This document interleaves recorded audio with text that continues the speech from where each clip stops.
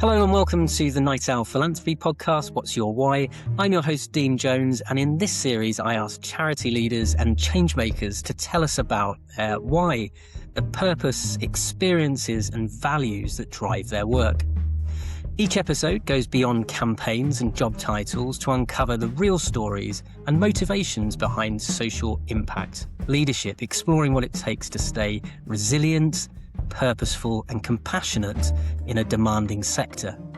Today, we're leaning into those themes through legal charity leadership, social justice, and the realities of supporting people and families through debt, housing, welfare, and wider legal challenges.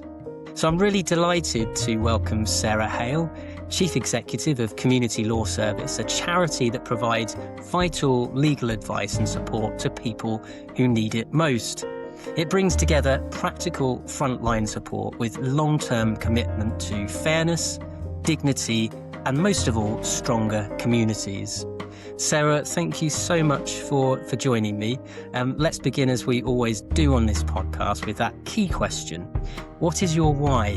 What do you think it is that drives you in doing the work you do for the Community Law Service? Dean.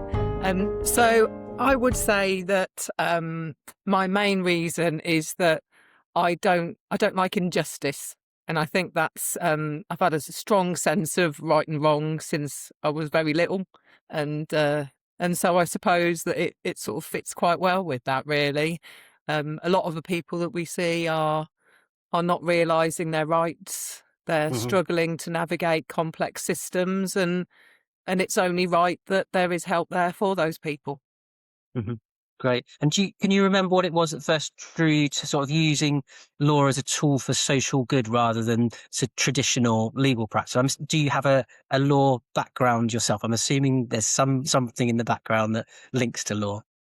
Yeah, in a roundabout way, really. When I was doing my A-levels, my sociology teacher, when I was thinking, do I want to go to university, said to me, the best advice I can give you is to pick a subject that you'll be interested in.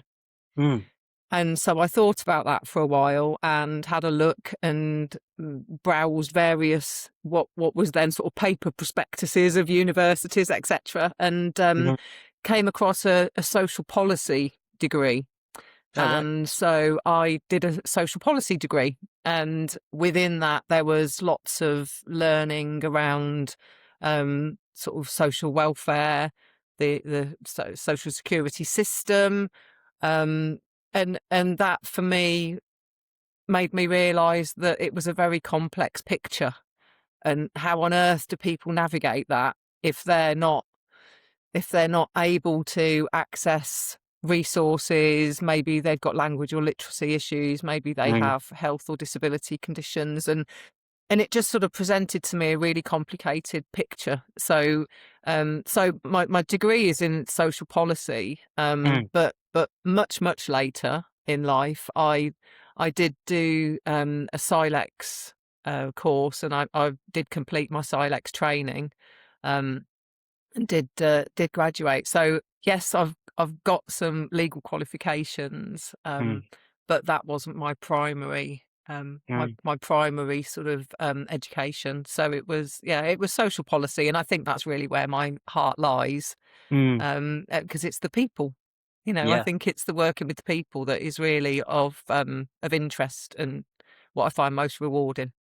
And you mentioned the SILEX course. What does that SILEX stand for those that perhaps aren't familiar with it?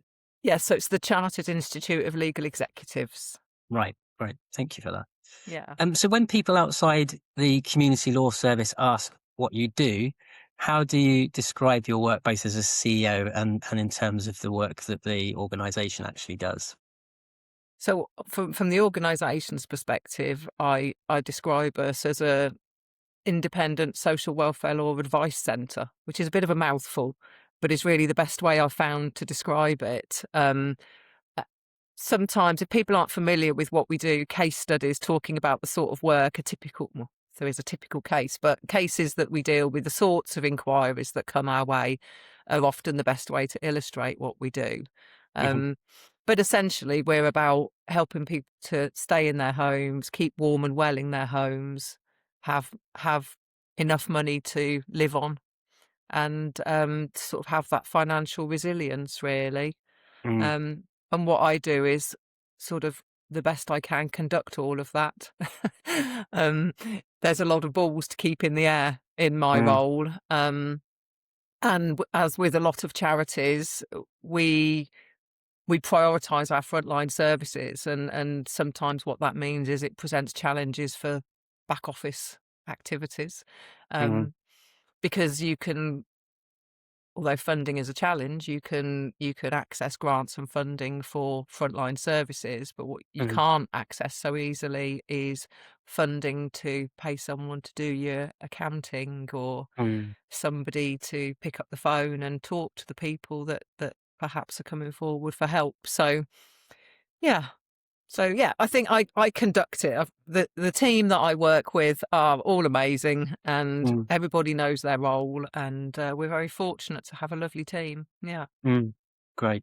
So growing up, or sort of in your early career days, was there a particular legal case or a client story or an injustice that made sort of the social justice work that you're now doing feel sort of personal to you in some way, that sort of stimulated that kind of real sense of purpose in what you're doing now? Well, if I'm absolutely honest, I came into this organisation by accident. Oh, okay. So I'd finished my social policy degree, Hmm. and I'd returned back to my parents' house because my my uni had finished and I'd not got a job, and I was just looking to see what to do next. And Mm. the organisation was recruiting for volunteer advisors, Oh, and I right. thought, oh wow, that really fits so well with the degree I've just Mm, literally just finished. mm, Um, so I applied to be a volunteer, and that's how it mm. started. Yeah. And do you still recruit volunteers now for the work that the community law service do? Yeah, we've just recruited 4 new volunteers that started 2 weeks ago. Mm. So yeah, yeah. There's something in that, because obviously a lot of people want a motivation as to why they should volunteer. And if they know that perhaps one day they might end up as a CEO of the organisation they're volunteering for, that's quite a good incentive, isn't it?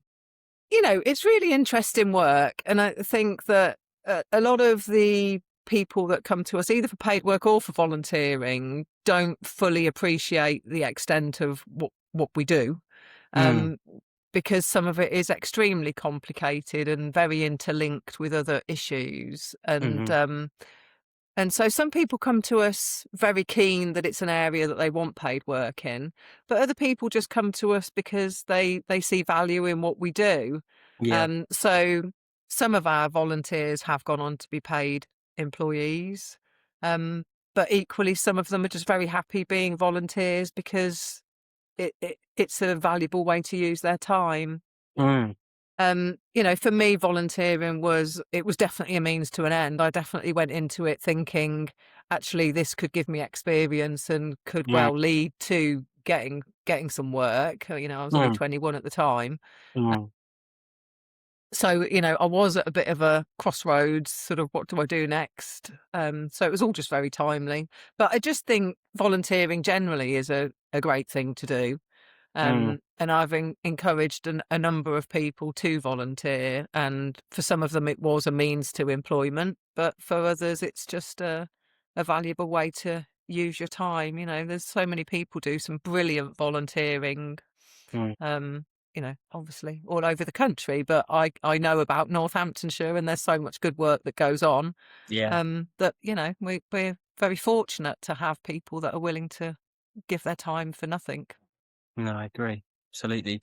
So there you were at 21 volunteering for, was it then called the Community Law Service? No, we were Northampton Welfare Rights Advice Service then. Okay, a slightly different slant to Yeah, the name. yeah. And then was there something that happened that either made you think this is where I need to lead and you had a desire to lead, or was the leading bit sort of accidental as well? Yeah, that was probably a bit accidental as Was well. it? Yeah. I think most people that know me would say that I'm a fairly headstrong sort of person.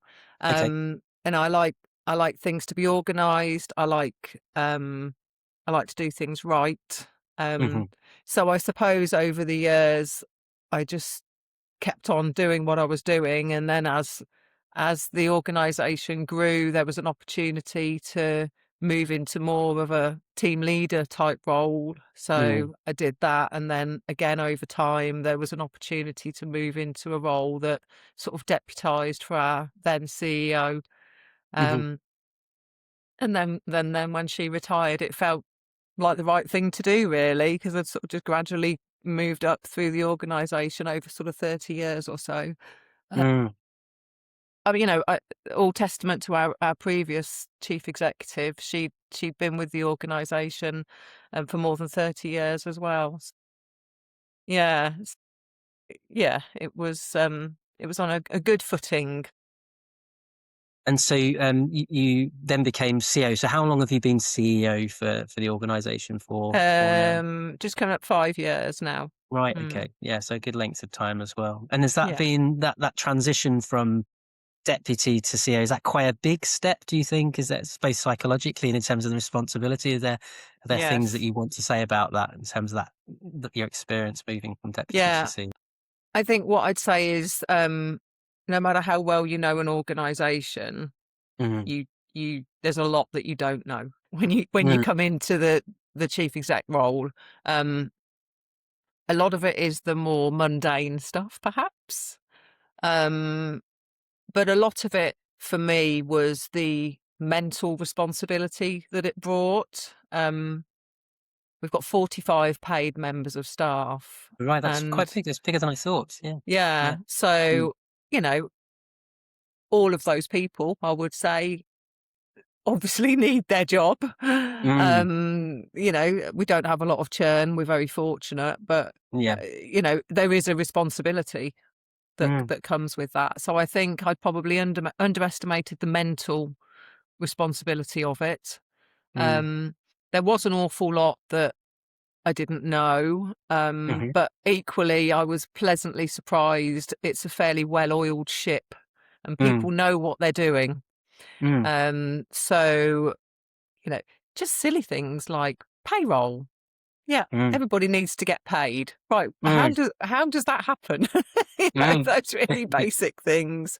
Yeah. Um, and also the sort of finance side of it in terms of the accounting and the record keeping and keeping on top of all of that. I don't come from a finance background, so Mhm. that was all a lot for me to get my head around, I would say.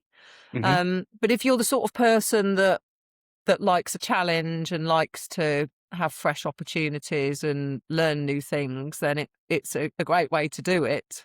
Mm. Um, but there's a lot of inward looking and work before you feel able to come out into the big wide world, so to speak. Mm. Um, I think it probably took me maybe a year or 18 months Mhm. before I felt like I fully had got to grips with the role.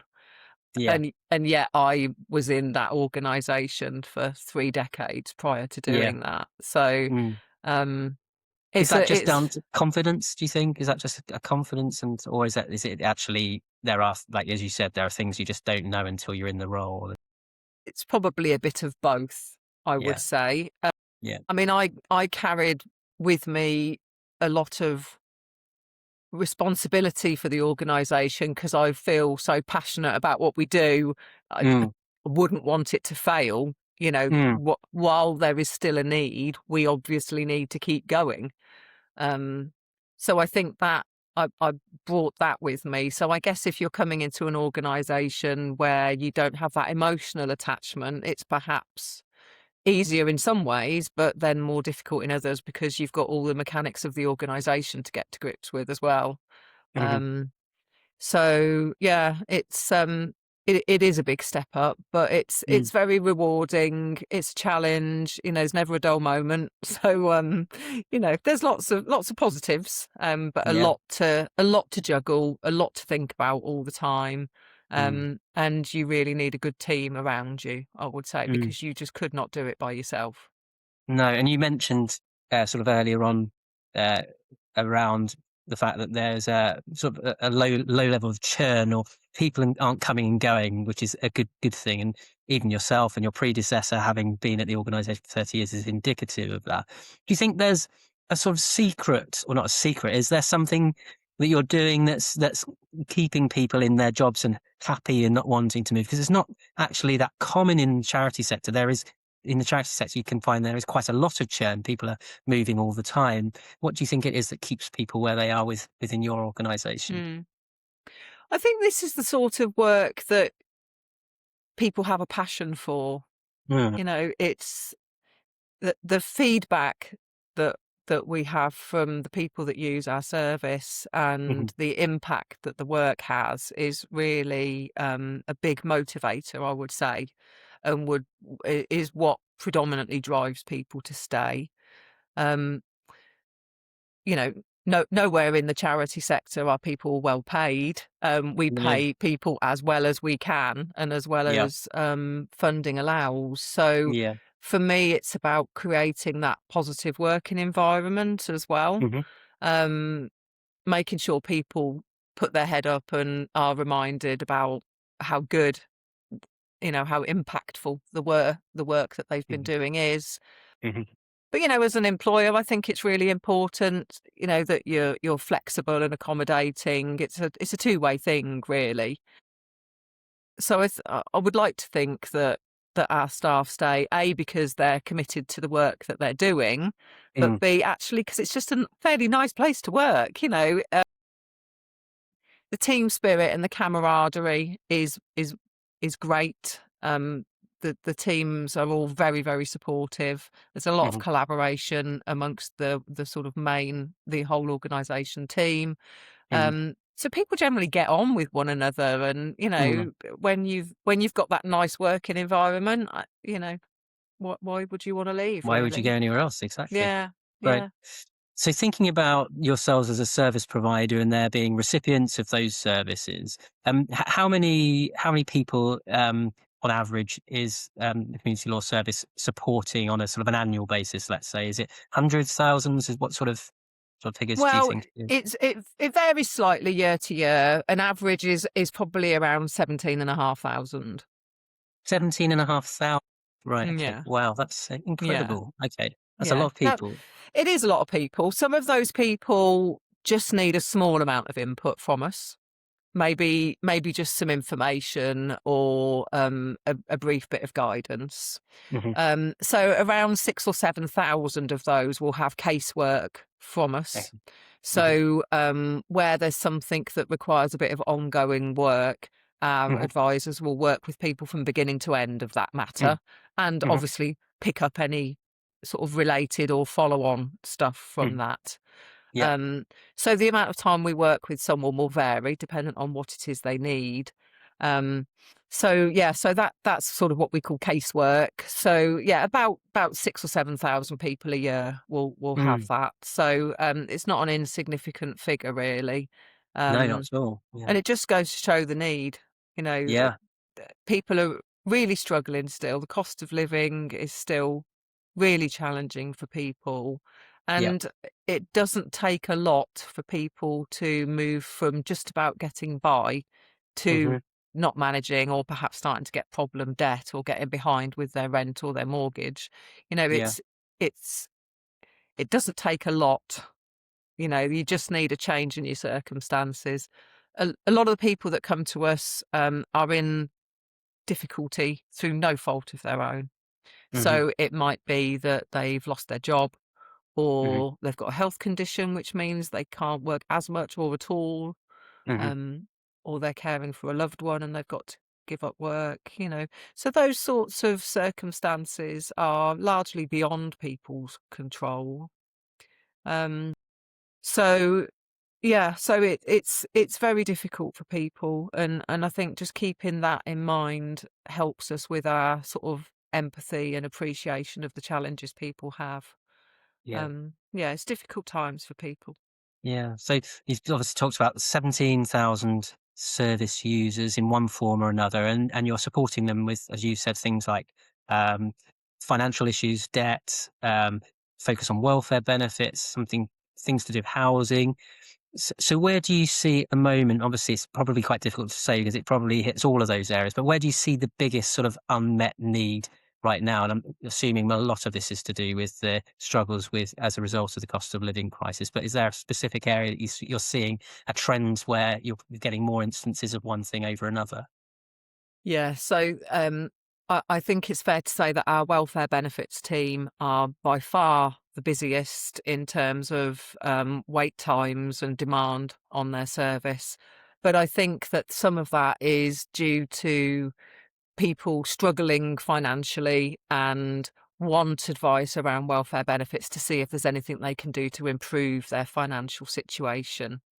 Mm-hmm. Um, so we've seen much higher levels of demand for advice around benefits, particularly, people wanting to know if there's anything else they can claim. And quite rightly, I've got no problem with that whatsoever. Mm-hmm. Underclaiming of benefits is still a major issue. So Mm-hmm. that's a really big issue at the moment. But equally, our debt advice team, well, obviously, if you've not got more staff, you can't see more people. It's sort of a bit fixed. Yeah. But what we are seeing sort of this year compared to last is the level of debt that people are in. So Mm. people are in much higher levels of debt, have got much more different creditors that they owe money to. So the debt cases that we're dealing with are much more complex. Mm. Um, we just finished doing our annual statistics, and I think it's about 32 million of debt that we've managed on behalf of our clients through 25, 26. So, um, and that's up. It was, I think, 28.5 million last year, and we haven't got more staff. So Mm. it just shows you that the level of indebtedness that people are experiencing has increased. Um, yeah, yeah. And there's no easy fix to some of those problems, I assume. And whilst you're there as a service to provide support and solutions to some extent, not every problem is solvable. So that must be quite challenging sometimes to deal with at a personal level, but also to sort of deliver news where perhaps it's not always positive. Or do you find that you are able to support the majority and get them to a good position or good place? Yeah, I mean, usually if it's a debt matter, Hmm. there is normally a solution. There's normally something you can do. The team are really good at looking at the different solutions that are available and giving people options. Hmm. So it's all about information, isn't it? You know, if people have got the information, they can make those informed decisions. We're not here to tell them what to do. We're here to tell them what their options are, and then they can decide, and we'll work with them. You know, if it's an achievable option and it's realistic, we will continue to work with them and support them. Um, I think that that the times where it's really difficult is where people are going to lose their homes, Mm. and actually, there's nothing you can do about that.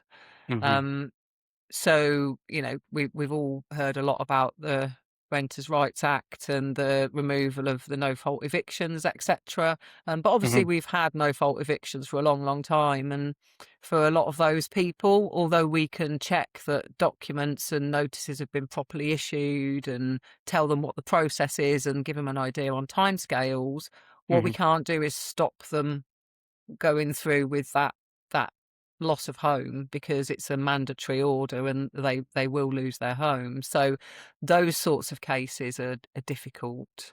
Mm. Um, and obviously very sad. But what we make sure is that people are aware of what they need to do next.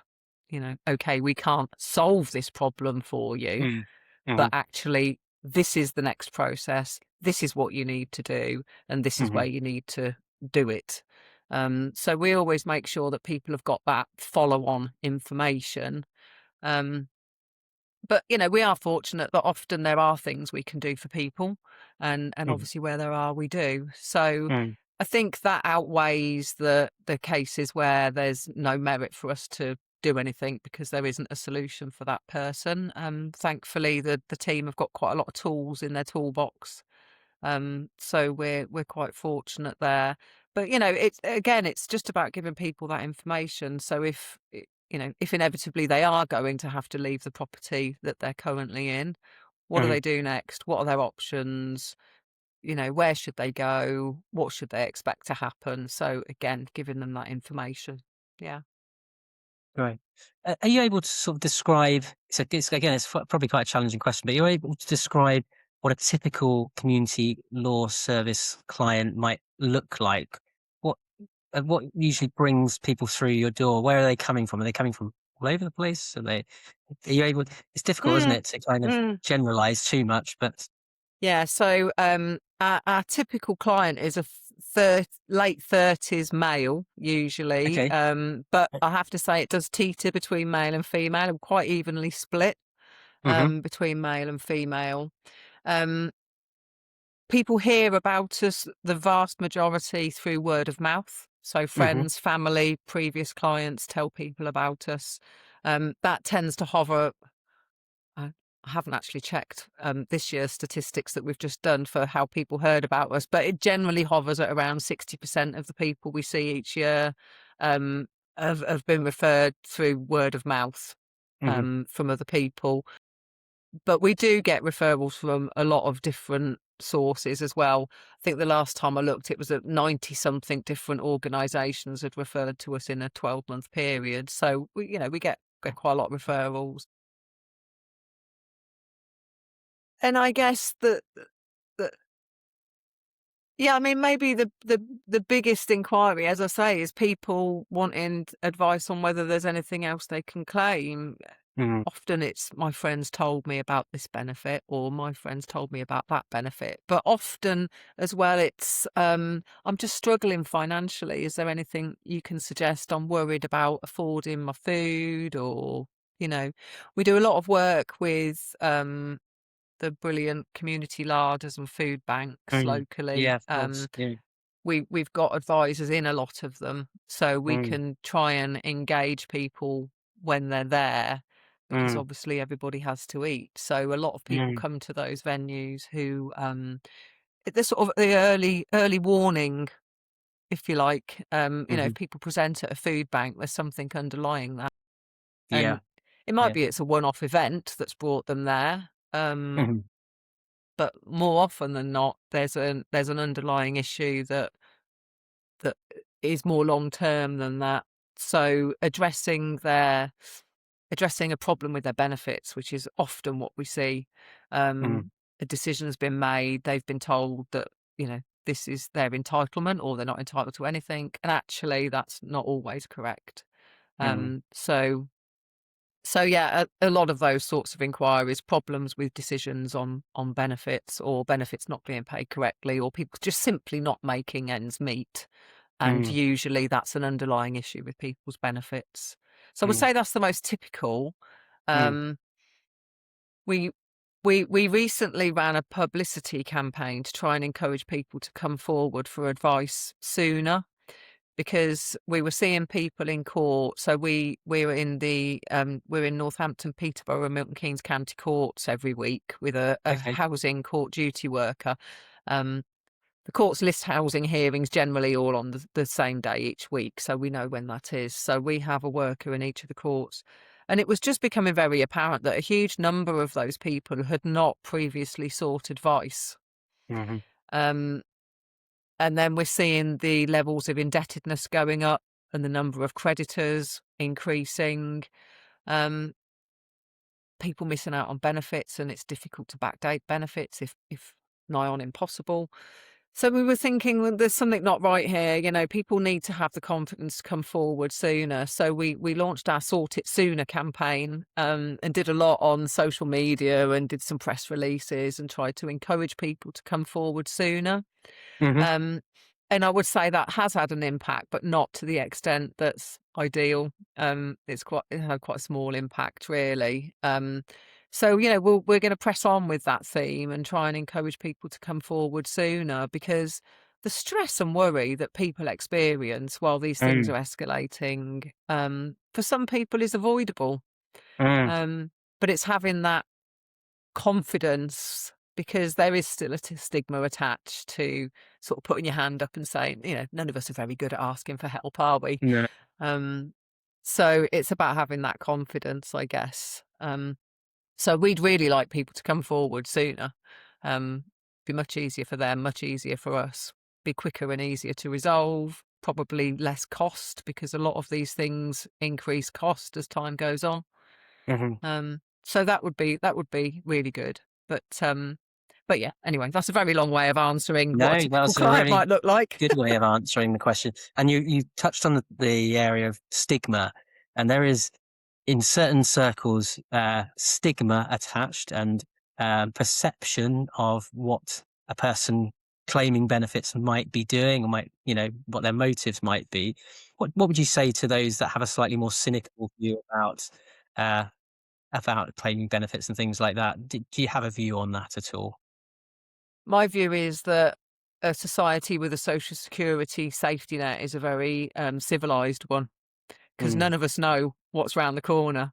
And no. as I said earlier, the vast majority of people that we see are in difficult circumstances, usually through no fault of their own. Hmm. So I think that we should all be grateful that we live in a society where we've got that safety net. Um, and we still see loads and loads of people who we might have helped them to resolve one issue.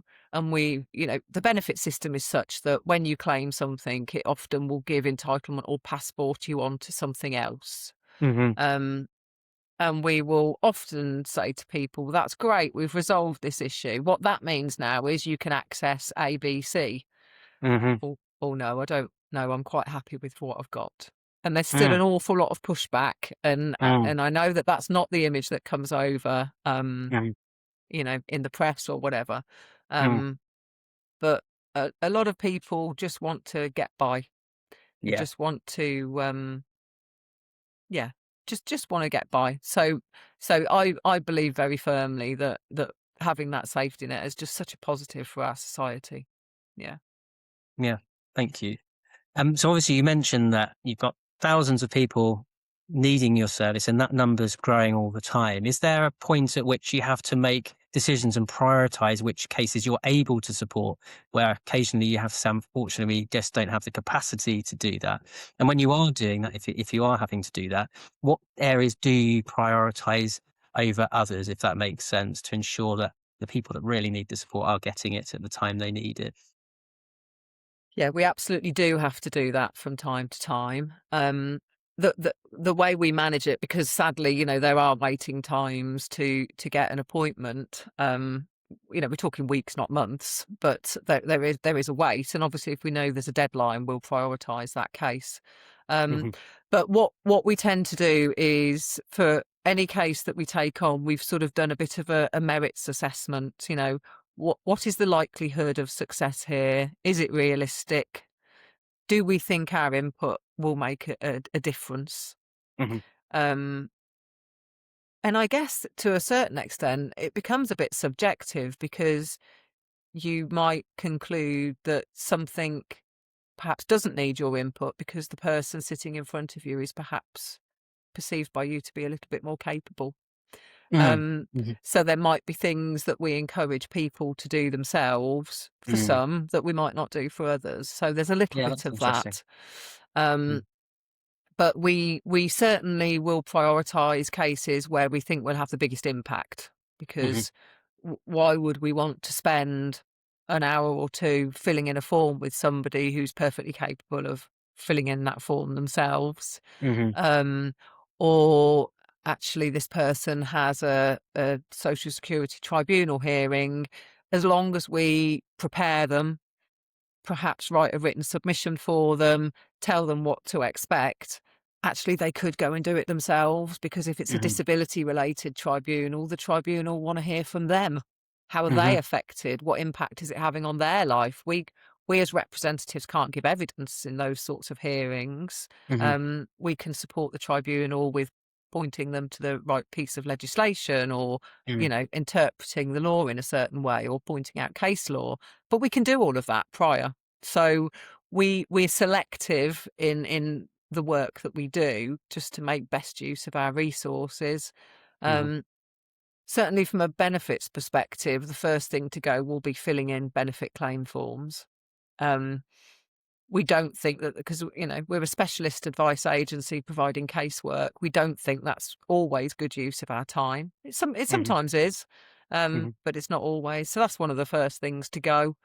And sometimes we sort of pause it, and then we'll take those sorts of referrals again.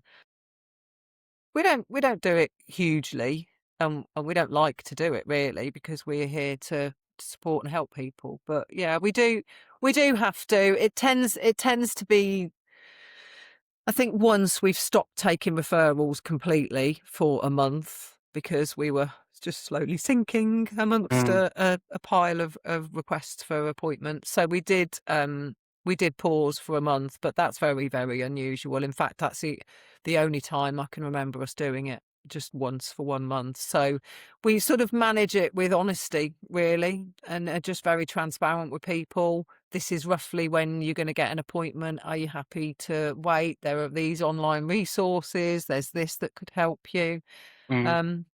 We've got, within each of our advice teams, each of them have a triage worker within the team who are skilled at sort of understanding a little bit about the area of advice, and are equipped with resources and different things that they can suggest to people. But yeah, we don't like to turn people away. But I mean, the reality is that if a case is without merit, it's never going to succeed, or we think there's very little chance of it succeeding, generally we would explain why and not take on that case. But sometimes it's just about people not understanding what the rules are. And once they understand, oh, okay, I didn't realise that was the criteria for whatever it is, or I didn't realise that's how it worked. Most people are fine. And again, it's that knowledge, isn't it? It's understanding what the rules are, what the law says, how it works, so yeah. Just on that, in terms of access to information and what the law says, obviously, as technology's developed over the years, access to information it's become easier to get hold of the information that you need online and otherwise. And obviously, with the emergence of AI and artificial intelligence, there are ways to get the sort of information you need and utilize that information, manipulate that information to support your interests. Things like, are you seeing that helping you or hindering you? Do you use AI yourself to support the work you're doing? Do you see where that might at some point be integrated more in the work that you do to support capacity and resource? Yeah, I mean, AI is certainly an emerging field, which in this sector is being discussed a lot. I think for us as an organisation, the technology is coming. So where we see it being most beneficial is almost sort of generating attendance notes, written records of conversations with clients. So that sort of transcribing activity. So I use it for sort of meeting notes and things like that. There is a system at the moment that can be embedded into our case management system to do that transcribing. Currently, the cost is quite prohibitive, so it's something we're watching. And of course, as the technology gets more widely used, cost will come down. So, yeah. So yes, there is AI coming, but for me, it's not replacing the advice. It's not replacing the people that are extracting that information and building that trust with individuals. And really getting to understand their situation and thinking about all the nuances around what options are available to them. And if they did this, they could do that. And then if they did that, that would happen. And for me, AI is not gonna do that. So it's got its uses in terms of efficiency, I think, for us. And I've no doubt that over time, we will move to a position where there is that case recording element. But other than transcribing meeting notes, helping with word counts on things, it's that sort of thing at the moment that we're using it for. Oh, useful and time saving. Yes. So it's more that time saving bit really, rather than replacing our actual work. So you've got more time to spend building those relationships and supporting the people in the process, I suppose. Exactly that. Yeah. I think there's still a bit of a quite rightly a sort of a mistrust and a wariness around AI in our sector, and I think that that's healthy. Yeah. Obviously, we would never want anything that was confidential going into AI No. at all. Yeah. No. So for me, it's sort of quite good that we've got that Yeah. wariness. Mm. And what we see are people who come to us have perhaps used AI to get them to a certain point, Yeah. sometimes correctly, sometimes not correctly. Mm. Um, and obviously people are entitled to do things however they see fit. So Mm. we do see it being used by the people that come to us. Mm. Um, but sometimes I think it can overly complicate things as well. So Mm. people have tried to challenge decisions, whatever Mm. decision it might be, um, and they've used AI to do so. And instead of just getting to the nub of the issue, they've sort of Mm. gone all around the houses and made it all very complex and Mhm. difficult to navigate. Yeah. So yeah, there's pluses and minuses with AI, and we're keeping our eye on it. Mm. Great. With sort of more than a couple of decades of time working for the Community Law Service, is there a story in that time that's really stuck with you in terms of the difference that the Community Law Service has made to a family's life or an individual's life, that you kind of think, actually, that's really gets the nub of why I do what I do? And what if you're happy to share it, and obviously you can keep it anonymized, what would that story be if there's one that's sort of really stuck with you that you're happy to retell? Goodness, there've been so many over the years. I think that one particular case, I guess, is a couple who were going along in life perfectly happy. Their child was growing up and just going off to uni, and the mum was suddenly became very ill, and couldn't work, and she became exceptionally ill and couldn't work. So the husband gave up work to be with her and care for her, and they'd just never been in this situation before in their lives. They didn't know anything. She was extremely unwell.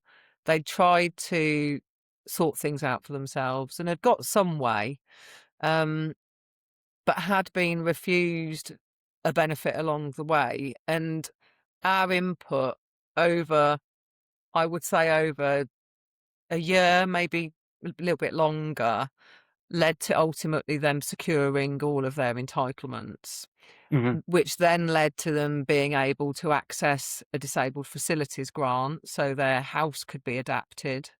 And just the independence that it gave this couple because of keeping on challenging decisions. They'd been told no several times. We'd Hmm. kept working with them, kept getting evidence, kept making submissions on their behalf. Um, they couldn't access a grant to adapt their home because they didn't have certain benefits in place. Hmm. So it was a bit chicken and egg. So that impact was very great for them, not because all of it was everything that we'd done, but actually it was the catalyst to then moving them through and being able to then have the adaptations they need at home, remain independent. Um, and funnily enough, so this was going back in the late 90s, and this couple actually contacted us not all that long ago. You've probably seen in the press that universal credit has been sort of rolling out gradually over the last few years. And the last cohort now have been required, people that were on the old benefit system. People have been required to move on to the new benefit system now. And Hmm. so they actually came back to us because they were in that situation. Um, but yet again, they had tremendous problems. We'd supported them to submit the claim and had done everything correctly, but then an incorrect decision was made, and had we not challenged it and resolved it, could have led to them being in some level of financial difficulty. So I was really pleased that they came back to us, because actually then they'd got that support and we could make sure everything was right for them. So, it just goes to show you that over the sort of, really long period of time, people remember what you did with them. Mm. And it was great that they felt confident to come back and get help early on. Um, so, yeah, I mean, that may sound like a sort of fairly standard case, but it's just the long period of time and Mm. the really significant impacts on someone's living environment and their life. Um, it's yeah, it's humbling really to be able to help people with those sort of things. Yeah. Can imagine. And you talked about the doors that your services then open and the Mm. opportunities that provides people beyond the initial step to asking for your support. I'm assuming also the opposite of that is if that support isn't available, if they can't get access to it, there is a knock-on effect of that in terms of the detrimental impact of that. You've talked about the need to access food larder services. There's also the impact on people's mental health and well-being as a result of not having access to those things. I think you talked about partnership working, so working with those food larder organisations. Do you partner with other organisations like mental health services when it's necessary? I'm assuming you don't necessarily deliver that yourselves, but you might refer some of your people onto those areas. So that's a very long-winded question. No, that's fine. I Mm. mean, for me, collaboration with other services and organisations is really key. None of Mhm. us have got all the answers for everything, so I would like to think that our collaborations and our partnership work is really, really a strength of ours. So yes, we absolutely do partner with lots of different organisations.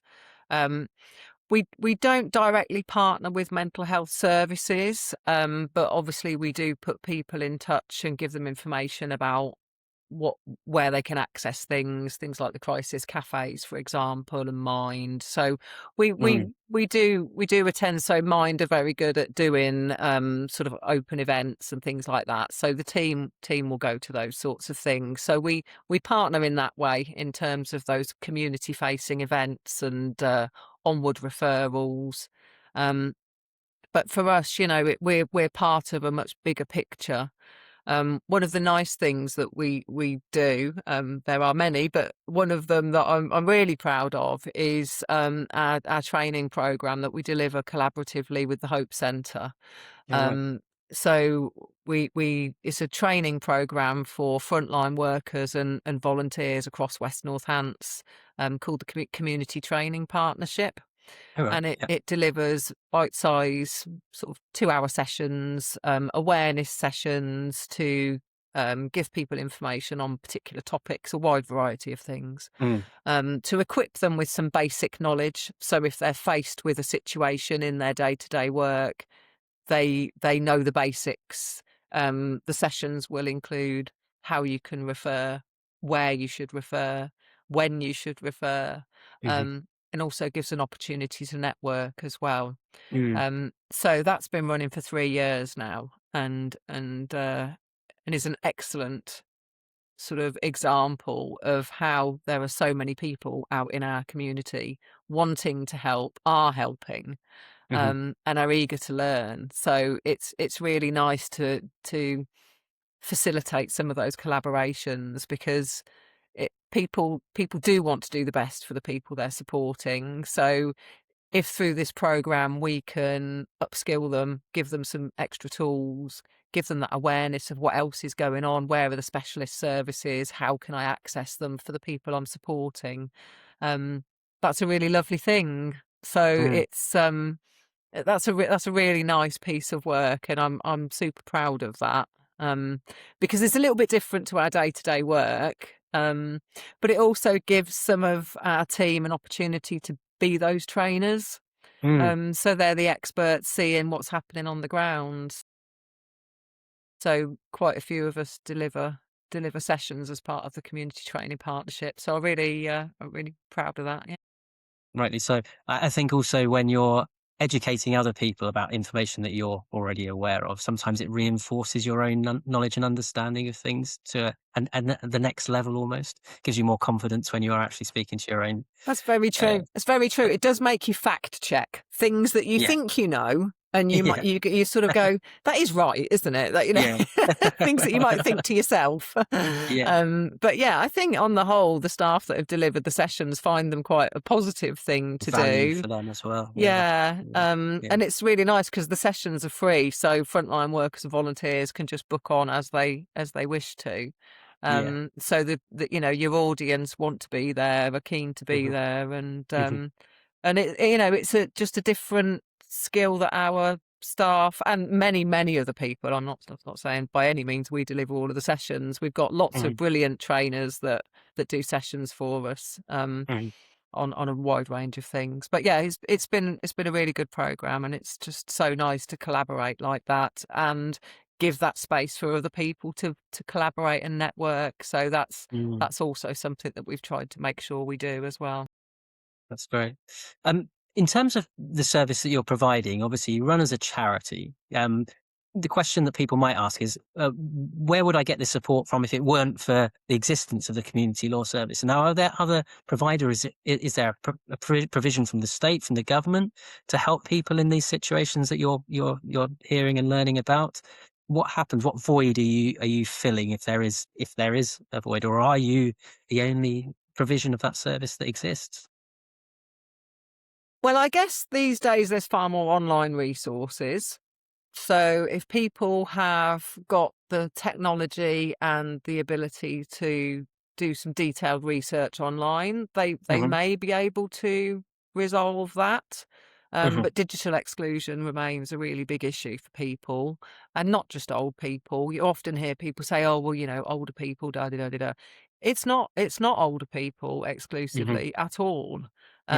Because digital exclusion isn't just about not understanding their technology, it's about being able to access and afford the technology. So, you know, I think there's an element of that as well.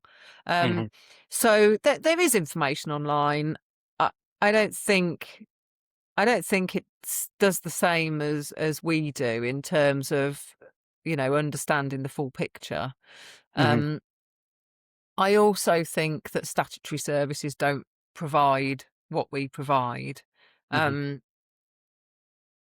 my personal view, some of the work of statutory partners is a bit siloed. So you would talk to someone and they'd be very, very knowledgeable about their particular thing, which is great. But actually, they don't know what impact their particular thing has on this particular thing over here.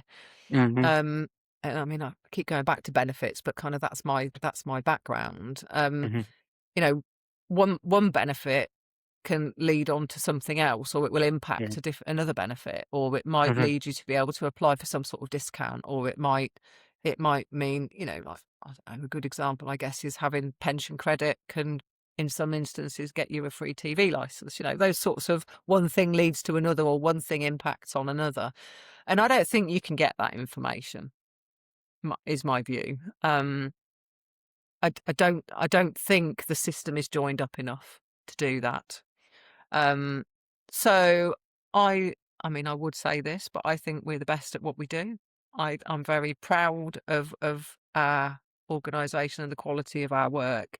I don't think, you know, there's national helplines, you know, so if people are struggling with debt, there are telephone numbers that they can ring, so they could access some advice, but it's not the same as having local face-to-face community-based advice provision. So for me, I think we absolutely do fill a void because people face a lot of barriers accessing online, telephone, that sort of thing. So yeah. Leading the community law service through a lot of different challenges over the last 5 years, I just think about it myself. That was COVID, I'm assuming.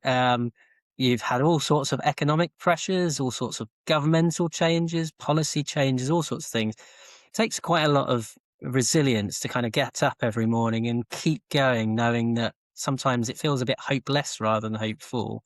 Are there things and measures that you put in place for yourself and for your team to ensure that you have the sort of resilience to keep going? I know you mentioned, and it's very admirable for you to say about the sense of purpose that you have in the work you do, and that you're helping people, and that is a driver. Are there points where it does all get too much and you kind of have to remove yourself a little bit so that to protect yourself? And what do you do to kind of keep that going on a day-to-day, week-to-week basis? Yeah, I mean, I encourage the team to sort of keep that separation between work and home. Mm-hmm. That's a bit more difficult when you work from home a little bit, and most people in the team do some homework, and that's their Mm-hmm. choice. They don't have to. So not everybody does. But things like weekends for me are a definite no-no unless it's something really exceptional. I'm a park runner, so I go and do my park run on a Saturday morning. That is me switched off for the weekend. Mm. I'm not How many checking runs my have you done, emails. Sarah? How many runs have you got under your belt? 220. Wow, that's an Yeah. achievement. You got your t-shirts there. It might be 219. I think this week's Yeah, my 220th. fantastic. Congratulations. But it's only. I'm not a fast runner by any means. Don't get the wrong impression. But I just use it as a mental reset. So for Yeah, me, that's really important. yeah. And like I said, I sort of try and keep my work and my home quite separate. Mm. Um, I don't generally check my emails at the weekend, not unless there's Mhm, a specific reason for me to do so. mhm, Um, and when I'm on annual leave, I'm not one of those people that's going to check my emails every morning just in case. I just need to switch off, and for me that works. That sort of clear cut off point. I've got my mental reset now. I'm keeping that time for me. mhm, So I do that. We do have access to some great services. We're a member of Advice UK, and they have some staff wellbeing services that staff can access. Um, we've had a couple of wellbeing sessions in we've got a training room in the basement in our building. We had a couple of sessions of sound baths and mm. mindfulness sessions in there. I have to say, they weren't hugely well attended, but you've got to try these things, haven't you? Yeah, yeah. So we encourage staff to try those. And we've got access to Law Care as well, who are a charity supporting people working in the legal sector. Okay. You know, there's quite a lot of wraparound stuff. Mm. But I think a lot of people have got good support networks, good families, good friends around them. And as I say, everybody is very supportive of one another within the organisation. So I think just having that camaraderie is helpful. Yeah. Last year, you were recipients of an award through Northamptonshire Business Awards, I believe. So congratulations on that. That's a great win for the law service. But are there other ways that you recognise that you're winning or that you're succeeding in the work you do? And what might that look like from your perspective? Is it to do with the number of people that you're seeing or the number of people you're not seeing, for example? So a lot of people say when charities no longer exist, it means everything's been fixed and the world's been put to, back in a, Right. in a good Yeah. place. What does a win look like for community law service? I think positive client feedback. You know, something that's really demonstrated the impact of what we've done. Hmm. So we do quite a lot to capture feedback from clients without making it onerous for those people, because we all know, don't we? You buy something and then they bug you for months afterwards to give you feedback. We don't want to be that, but equally we need to justify our existence to funders. So there's got to be a bit of that. So we've always had like a feedback survey that we invite everybody to complete when we finish working with them. So that's just sort of a Google form really for people that can access that, or a paper form if not. But last year we started capturing feedback during the course of a case. So we were thinking, well, is that more meaningful? Because once you've dealt with it, people are on their way and getting on with their life, quite rightly. Why do they want to reflect back on that really difficult time? So we set up a system internally through our case management system that enables the staff to make a note of any feedback that people have given them as they're working with them. And I think it's fair to say that we all feel that's the biggest impact. And the comments that people give and the things that they say, just really, really are very impactful and Mm. such a positive thing. Um, it's just really important that the staff see that feedback. And so each month we will, obviously anonymously, we'll put information on what comments people have provided. And we do that across the whole organisation so that all of the staff see all of the feedback that comes in. And, people really do have their lives changed. Mm-hmm. They really do. And that reminds you why you do it. If it wasn't for you, this would have happened, or if it wasn't for you, I would never have. And maybe they would have managed, but actually people's perception is that it really makes a difference. And I think for me that's success. People Yeah. leave in a much better place than when they arrived, and that's important, isn't it? That's what we're here for. We want Yeah, people to absolutely. feel better. And a lot of people report an improvement in their health or well-being. About 65-70% of people say this has impacted my health in a positive way. That's fascinating, particularly when you talked about, I said, the question I asked was, what does your typical community law service member of the public look like? And you said men of the age 30, Late upwards, 30s. Yeah. late 30s upwards. And obviously there's a parallel link there. I've got a guest coming up. I've had a guest on recently whose charity is focused on mental health and suicide awareness. And I imagine that there is a parallel between that and that worst possible outcome. So the fact that you can evidence and demonstrate how your support has made people feel better about themselves from a well-being perspective, and that the fact that your main users are that late 30s male users, that hopefully you are actually having a life-saving, life-changing effect on people's lives. So yeah, really Yeah, interesting. it has been a sad development in the sector over the last few years that we do hear more people sort of vocalizing thoughts around suicide and Mm. self-harm. Hmm. And it's just so sad that Yeah. people are in that place, and we, as part of our standard induction now, all of our staff do suicide awareness training. Right. Okay. Yeah. Just because it became so common that we wanted our staff to have some confidence to know how to make that initial response. Obviously, we're there to Mm. support them, but that's often Hmm. after the event. If you're Yeah. on the phone to someone, you need Hmm. to have the Skills confidence to to deliver. Yeah. deal with it there and then. So, Mhm. yeah, that's been part of our standard induction now. I would say maybe for 3 years. So anyone new joining the organisation goes on that, and there's some great awareness courses out there that are Mm. usually free to access. So Mhm. it's really important. Mhm. Um, but yeah, it, particularly the impact on people's mental health. I mean, Mhm. obviously there are improvements in people's physical health quite often because perhaps they can better afford to heat their home, or Mhm. they've got a home, or they can afford a better diet, or whatever it might be. Yeah. That Yeah. there's that, but I think predominantly it's mental health, and it's that sort of well-being, and yeah. Yeah. Yeah, Mm. that's great.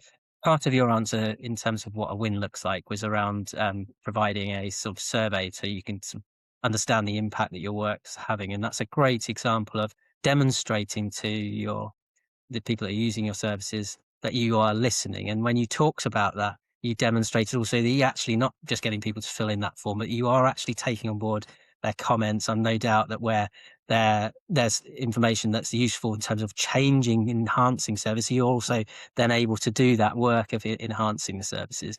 Obviously, you talked earlier on in the interview about capacity and limited capacity. So does that give you the opportunity to kind of do a bit of strategic planning and thinking about the future? Because obviously if you're always dealing with lots of things all the time, how do you escape from that or remove yourself from that to then forward plan and look ahead? Did you get a chance to do that as a CEO? Obviously that would be part of your remit, I imagine. Yeah, and I'd like to do more of it, if I'm honest. But the sad reality is that usually in the February, we still haven't got a finalised budget for the coming financial year because the Right. funding is so uncertain, and I know Right. that we're not alone as a charity to Mm-hmm. be in that situation. Mm-hmm. So you can plan Mm-hmm. and you can aspire to do Mm-hmm. things. Mm-hmm. The reality is it really depends on what funding opportunities come along. There are Mm-hmm. some things that you can do that perhaps are less dependent on that. Things like recruiting volunteers and upskilling those volunteers. I mean, obviously that does take a lot of resource at the start, but once Mm-hmm. people are tripping along okay, it's, not hugely onerous. Mm-hmm. Um, but yeah, I mean, obviously we have a strategic and business plan Mm-hmm. that we review sort of every 6 months with our board of trustees. So um, it's something that we do work on. Mm-hmm. But I have to say that we can't look very far ahead, like most charities, just because the resource and the finances are so uncertain. Mm-hmm. Um, so so yes, we have a plan. So I mean, I guess for an example, one of the things that I wanted to do was grow skills in the sector. It's clear Mm-hmm. to me that there's a real shortage of people who have got the knowledge to work in this sector. Mm-hmm. So that was a real priority for me. I remain concerned that legal education is just very lacking in terms of social welfare law. Even though things like housing are obviously enforced through courts, as is the debt quite often, or you're challenging liability through the court. So anyway, that's a real gap for me, and I think that there's a general skills shortage in the advice sector. So I knew that I wanted to try and do something very small to try and help that. So we are now the proud employee of a trainee solicitor. Oh, wow. So we got approval from the Solicitors Regulation Authority to become a training provider. Right. Um, Okay. and we were very grateful to the Legal Education Foundation to give us a grant to pay for that trainee Mm-hmm. solicitor. Right. Mhm. So yes, so we are a training provider, and we currently have a trainee solicitor who's just over halfway through her final training, and will Mm. hopefully qualify next April. So that's really Oh, wow. excellent. Great So stuff. those sort of strategic decisions that you've got your eye on as something you'd like to do in the future. Mm. Yes, of course, you have those as a CEO. I've got things that I'd like us to achieve in the next sort of Mm. 2 to 3 years. Mm. Whether they happen in the next 2 to 3 years, I don't know. But there is a direction that I would like us to go. Yeah. So, and then continuing building capacity. That's definitely something that we need to keep working on. Yeah.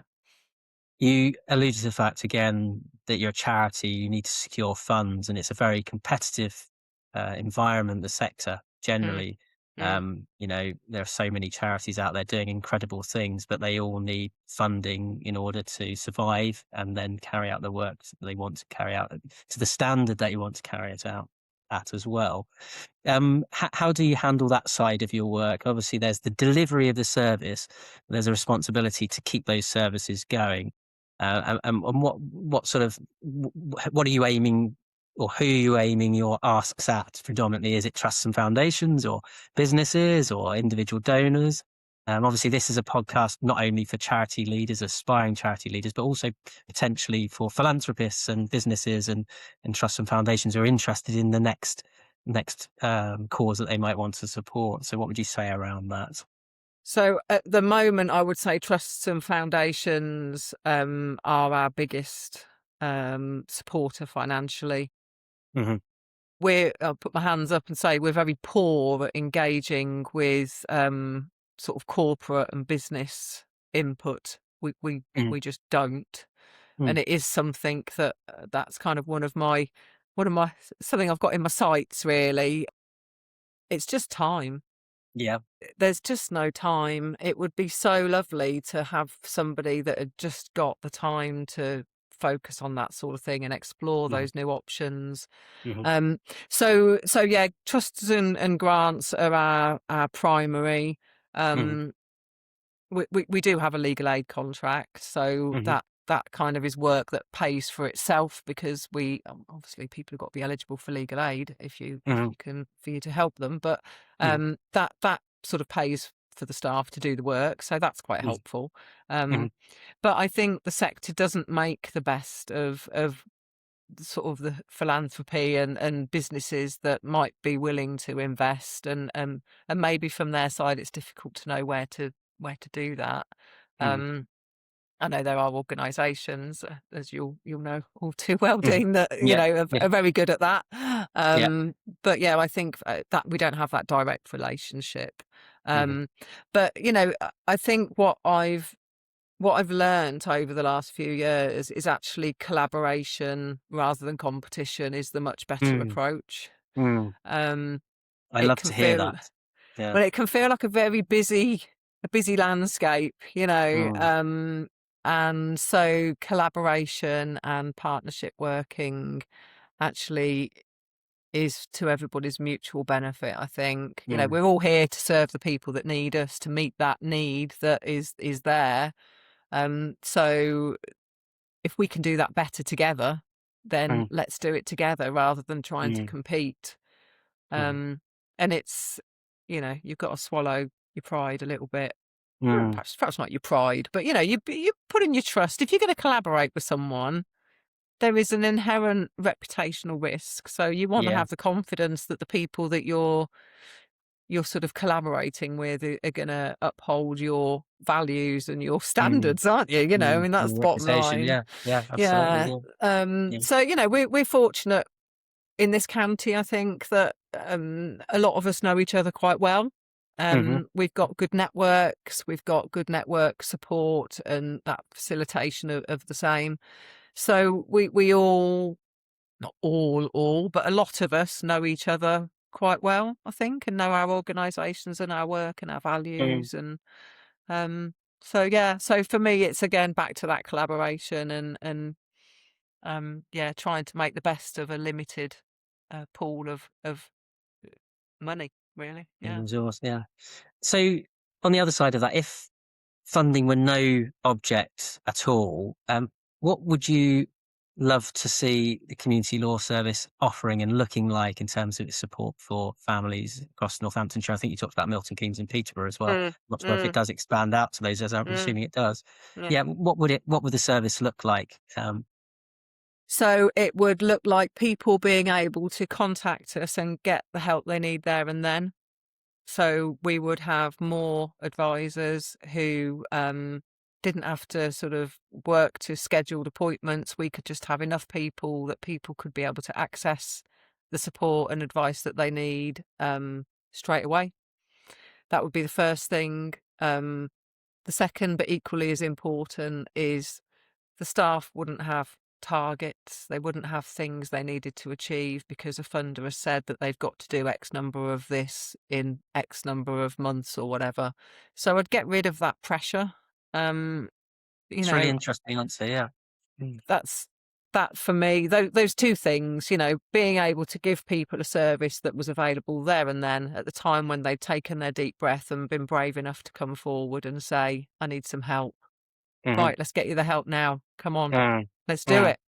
You've done Mm-hmm. it now. You've made contact, which, Mm. I think we do to a certain extent, because obviously even though we can't offer them an appointment there and then, we do keep their information and then contact them at a later date and say, right, here's your appointment. But by that time, people have lost their nerve sometimes. And then you don't hear from them for a while, and then they come back and things are a bit worse. And you just think, well, Mm. if we'd just captured them at the start. Yeah. Mm. So yeah, that immediate access when people have felt brave enough, if brave is the right word, to come forward, then that would be the biggest thing. But yeah, getting some of the pressure off the staff, because it's not easy work. It's No. complicated. It's lengthy. It can be quite arduous when you're trying to get through to government departments, and Mm. nobody ever rings you back when they say they're gonna, and then you've got to ring again. And Mm. it can be a slog. It can be Mm. difficult work. So yeah, if people It's didn't the have magic that, wand bit then. We need to get that yeah, extra, those extra members of staff, yeah, and yeah, to just get the us need work to in win the again, don't we? lottery. Yeah, me too. Or Yeah, just from speaking from experience as a charity leader, and if you were passing on your experience and your lessons learned to an aspiring CEO or charity leader, what sort of piece of advice would you give an aspiring leader, another CEO? It I could be think in the be same kind. sector, or it could be in something slightly different. Yeah, well, no, I mean, I think Mm, it could apply to anybody really. I think be kind to yourself, give yourself a break.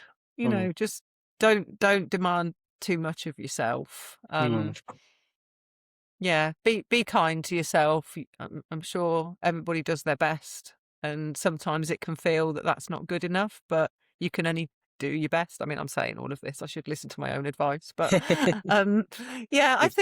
I think it can feel like a bit of a lonely place. Mm, And I that's think that for interesting. me, that was kind of the biggest shock thinking about it. I was used to being part of an advice team, people I'd worked with for many, many years. I was at the front line. I was working with people. I was seeing the clients coming through the door. I'd got my team around me. We were a gang, and then I moved into this post and then suddenly you feel like it's just you. Mm, So it can feel a bit lonely, I think. mm, And so aside from being kind to yourself, have people around you that mm. are there to support you and let them support you. Yeah. Do you feel like you've addressed that loneliness yourself? You found that circle of trusted friends that you Think can so. lean on? Yeah. Yeah, Yeah. I think so. Mm. I think as a voluntary sector locally, we're much better now than we perhaps were. Um, and there are certainly a few people that I'd like to think would come and speak to me and have done in the past. Mm. And there are people that I've spoken to when I've had some concerns and just sort of, just a sounding board really, because sometimes those things you can't discuss within your organisation No. for a number of reasons. So having someone external who you can trust and have that confidential sort of conversation with is really important. So Mm. again, it goes back to that support network and yeah, I mean, I'm fortunate in as much as I've got those support networks as colleagues, but also Mhm. friends and family that are very supportive. And I really do believe that you need that because it's, Yeah. challenging. Y Yeah.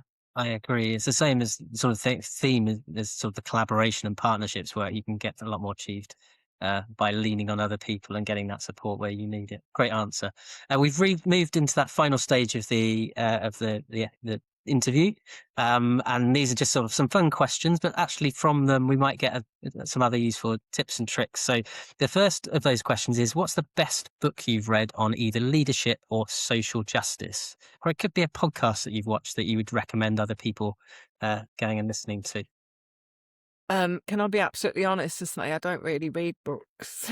Okay, that's absolutely fine. So I wouldn't recommend any because I don't really read them. I No, have to say that I get the best from talking to people. So for me, again, it's that networking, having those yeah, conversations. same So thing, isn't it? It's just yeah, wherever you pick your information up from. That's great. yeah. Good answer.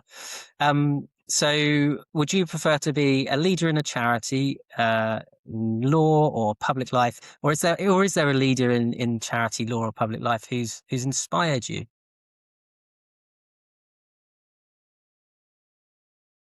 Oh, I don't I don't necessarily think that anybody has necessarily inspired me. That's a bit of a rubbish answer. But other than, colleagues that I work with in the sector, there are so many committed CEOs in our voluntary sector in this county that I think a lot of them really are my inspiration and they're what keep me going. Yeah.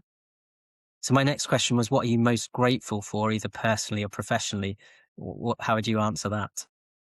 Same I question, same answer, I suppose. Yeah, well, I am most grateful for my family and friends, I guess. Yeah, yeah. They keep me going.